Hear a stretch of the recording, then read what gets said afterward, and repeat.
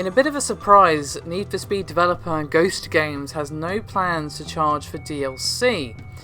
Now, of course, there will be ongoing content drops naturally, but they'll be at no cost, which is a fairly unusual approach to DLC, especially when the publisher is EA. Now, creative director Craig Sullivan discussed this with Vice, saying, quote, "Honestly, hand on heart, there are absolutely no plans to charge for content in this game.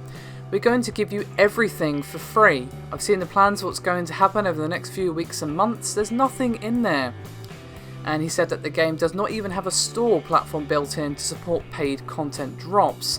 And he went on to say, quote, "The plan is that there are no transactions in this game. All of the content that we're going to give you, a pretty substantial amount in the future, starting pretty soon, is going to be free. That's what players deserve."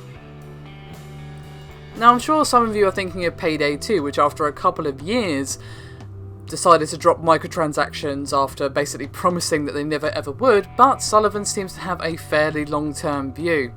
And he said, quote, "You can never say never, as if we ended up doing DLC for this game for 10 years, I can't know what's happening in 10 years' time."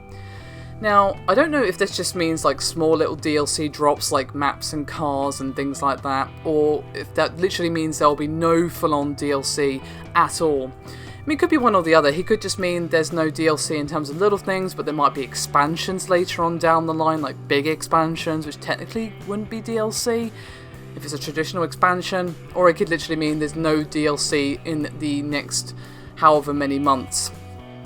And from what he says, he sounds confident that there won't be any added anytime soon.